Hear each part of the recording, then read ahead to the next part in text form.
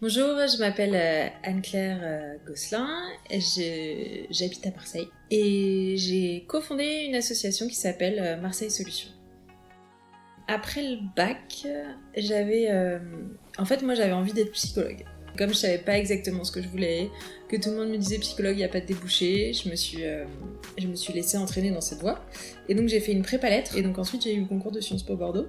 Je voulais avoir un sens dans mon travail et donc j'avais une ambition déjà d'impact social, je savais pas exactement quoi.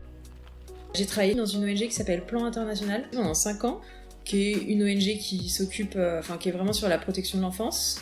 J'étais surtout à Paris en fait, et j'allais de temps en temps à l'étranger visiter les projets. En parallèle, j'étais très impliquée dans une association qui à l'époque s'appelle les Robins des rues. J'ai contribué à son lancement au démarrage. Et en fait, c'est une association qui fait des maraudes auprès des SDF. Et donc, j'y ai mis beaucoup d'énergie pendant 2 ans. Et ça m'a énormément apporté aussi humainement. Et du coup, je me suis créé aussi une expérience auprès un peu des grands exclus et des publics à la rue. Et ça a été super fort. Enfin, je trouvais humainement vraiment. On touche un peu l'extrême de l'humanité, mais c'est aussi hyper riche. Et en fait, l'expérience entre la coopération internationale et cette expérience dans la rue, à un moment, j'ai eu envie d'aller vraiment sur le terrain à l'étranger. J'avais envie d'aller en Asie parce que je connaissais pas du tout ce continent. J'ai travaillé chez Friends, qui est une entreprise sociale, pendant 1 an, 6 mois à Phnom Penh et 6 mois à Bangkok. Quand on va au Cambodge, à Phnom Penh, c'est assez criant la pauvreté, et notamment le nombre d'enfants qui sont dans les rues. Le principe de Friends, c'est par exemple pour les enfants déscolarisés, on va faire des maraudes dans la rue, et ça, au fur et à mesure, ça va nous permettre de les ramener dans le giron scolaire. On va pas créer une école en fait, on va juste faire en sorte de leur redonner envie d'aller à l'école, de les rescolariser. Et pour la formation professionnelle, on va créer des entreprises sociales, enfin des business, pour pouvoir les remettre à l'emploi. Et donc par exemple, ils ont monté des super restaurants qui sont connus sur place, qui sont très connus par les touristes. Après ça, en fait, j'ai eu envie de découvrir le monde de l'entreprise. Et donc concrètement, je suis passée des bidonvilles de Bangkok à la tour de la Société Générale. Parce que j'ai travaillé pour la fondation Société Générale pendant 2 ans. On était en train de réfléchir à la stratégie mondiale du groupe Société Générale, stratégie mécénat. C'était hyper intéressant. J'ai découvert tout le milieu d'entrepreneuriat social. Et puis ensuite, j'ai eu une deuxième expérience d'entrepreneuriat, plus en lien avec la grande exclusion. J'ai travaillé pendant 1 an pour lancer, avec l'équipe du magazine Macadam qui travaille avec les SDF. Et puis ensuite, il est juste arrivé un moment où j'en avais marre de Paris.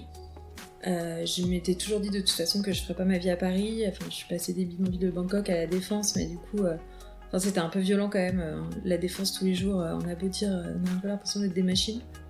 J'étais à un moment où j'arrivais au bout d'une dynamique un peu machine à laver, assez classique parisienne. J'ai un petit burn-out, comme on dit aujourd'hui. Et donc en fait, ce qui s'est passé, c'est que je me suis retrouvée, suite à l'expérience Macadam, dans un licenciement économique, qui finalement a été une super opportunité pour moi. Je pense que ça a un peu accéléré le processus d'envie d'air, de nature, d'autres choses. Et en fait, la vie est assez marrante parce que c'est à ce moment-là que j'ai rencontré mon mari actuel.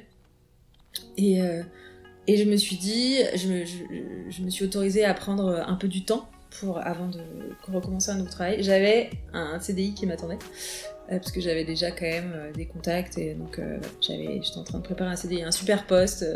Moi, j'ai pris 10 jours pour faire de la méditation en Thaïlande. Et ça a été super intense et super important, parce que ces 10 jours de méditation, ils m'ont permis au terme de ces 10 jours, d'assumer et de dire à tout le monde, en fait non, moi je vais pas prendre le CDI à Paris. Je sais pas où je vais, mais en tout cas j'y vais, et quoi qu'il se passe, j'aurais pris la bonne décision. Ce que tout le monde n'a pas forcément compris à ce moment-là, mais en tout cas ça m'a permis d'avoir vraiment la certitude que je suivais ma bonne intuition et que c'était le bon moment pour faire ça, voilà. Et j'ai eu raison. Et donc, avec Arthur, on s'est dit, allez, chiche, on part à Marseille, on verra bien si la ville veut de nous. Et on s'est laissé 1 mois On s'est dit, on se laisse un mois et puis on voit si ça prend ou pas. Lui, il a trouvé un boulot de moniteur de vol en 1 semaine, même pas, je crois, d'ailleurs, en 48 heures. Et puis en fait, moi, j'ai utilisé j'avais quand même quelques contacts à Marseille, et c'est à ce moment-là que j'ai rencontré Tariq Ghezali et Jérôme Schatzman, avec qui j'ai cofondé Marseille Solutions. Et en fait, on s'est retrouvés sur une indignation qui, moi, m'a vraiment marqué au moment où je suis arrivée à Marseille, parce que pour moi, c'est une ville absolument géniale, enfin, en tout cas, c'est ce que j'avais en tête. Et j'ai commencé à me rendre compte du traitement médiatique autour de la ville, que Marseille, en fait, quand on regarde dans les médias, c'est Marseille Kalachnikov et règlement de compte. Et je trouvais ça super dur. Et en plus, à chaque fois que je disais aux gens, je m'installe à Marseille, ils me disaient, mais pourquoi Marseille, en fait c'est quand même la 2e ville de France, c'est absurde de me poser cette question. Enfin voilà, il y a rien, il y a pas de boulot, c'est une ville sale, enfin voilà, tous les préjugés autour de Marseille. Et donc du coup, on s'est retrouvés sur ce constat. On s'est dit, chiche, et si on faisait de Marseille la capitale des solutions? On s'est vraiment retrouvé avec cette idée en disant on va prendre le contre-pied, on est des fadas, nous, on va montrer au monde entier qu'en fait il y a plein de choses à Marseille et que ça peut être une capitale de l'innovation sociale, une capitale des solutions et pas juste une ville à problème. Notre métier Marseille Solutions, c'est d'accompagner des acteurs existants qui peuvent être des entreprises, des associations ou l'État à imaginer des solutions audacieuses pour répondre à des problèmes et défis urgents auxquels la société, et notamment Marseille, est confrontée. Donc nous, notre métier, ça va être on va être là d'imaginer la solution, trouver les bonnes idées, qu'elles puissent être d'ici ou d'ailleurs en fait, parce qu'on va soit importer des projets qui existent à l'étranger, parce qu'on n'a pas la prétention d'innover à chaque fois, enfin il y a énormément de choses, de solutions qui existent déjà un peu partout dans le monde et qui peuvent répondre à un problème.